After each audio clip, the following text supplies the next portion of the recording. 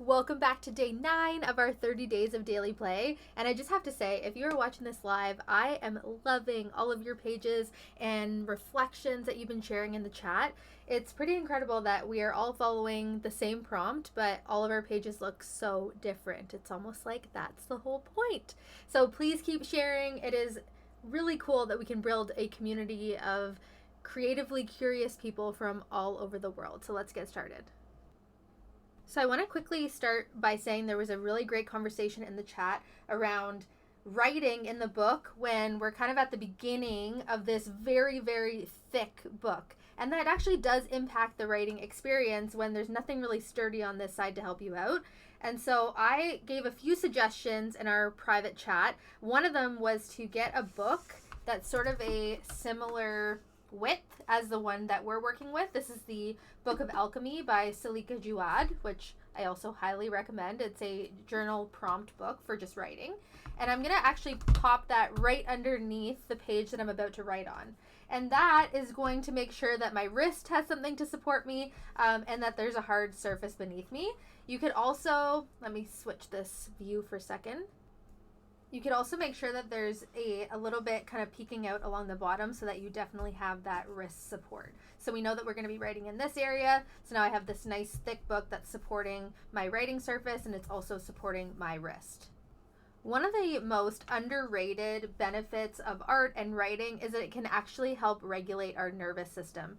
So if you have just finished a long day of work, as an example, and you want to sit down to journal, it's actually really difficult to sort of switch your brain off from, the busyness of the workday to the calmness or the presence of art making. And so the next few days, all 4 of the prompts we're going to be working on are related to kind of resetting your nervous system and allowing you to connect your mind with your body in the form of writing or drawing. This is also going to keep working on that muscle memory that we've been talking about and continue to help you experiment with your brush pen, because after this we're going to start getting into calligraphy.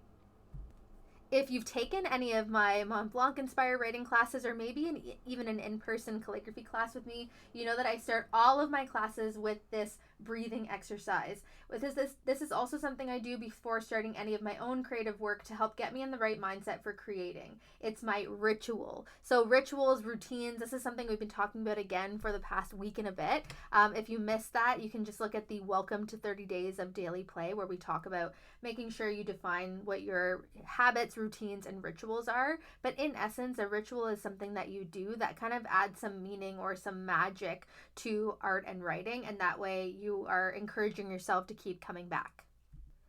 So for me, when I start all of my personal projects, all of my client work, I start with this breathing exercise to not only sort of help reset that nervous system, but also because I do it every single time, and therefore it feels like I'm about to kick off something important when I put my pen to paper and I time it with my breath.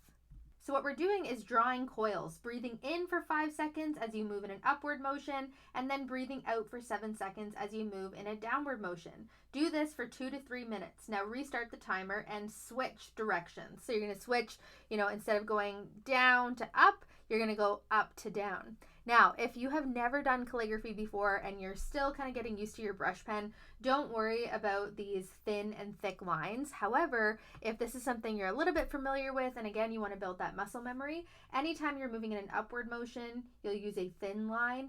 Anytime you're moving in a downward motion, you're going to apply pressure, and then again, releasing pressure when you're moving in an upward motion.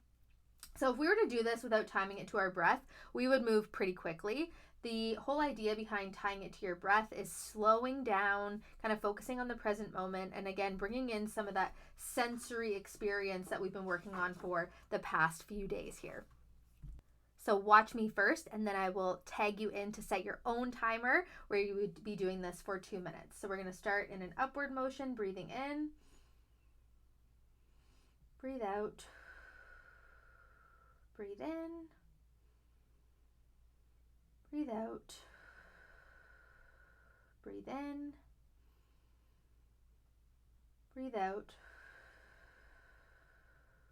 and you're going to keep doing this until your timer runs out. So at this point, you can start your timer. And again, don't worry about adding those pressure changes if it's something that you're not totally comfortable with yet. But this is also a space to experiment. So something that can help you kind of keep practicing that basic calligraphy technique as we get into those future exercises.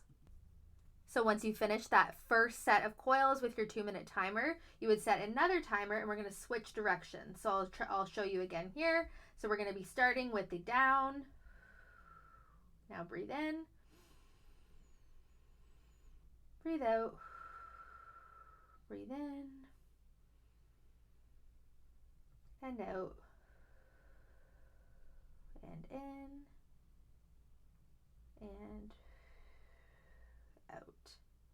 So see how slowly my hand was moving. And of course, if you need to grab another scrap piece of paper, if you're running out of room here, that's totally okay. But I would encourage you to go as slowly as you can and really time it to your breath. So hopefully you found that as relaxing as I did. Again, this is the way that my ritual for starting all of my personal projects and all of my client work. If you have my first book, Forget You Not, that you can see behind me here, that exercise, a few of these exercises are in my guided grief journal as well. Again, because grief being the most complex human emotion, it can often hit us very unexpectedly. And so timing your breath to a physical action is a really good way to sort of process all of the feelings and get them onto the page while also resetting how you're feeling. Tomorrow, we're going to be continuing to time our breath to our writing with an infinity loop or a figure 8. And so I will see you tomorrow for day 10.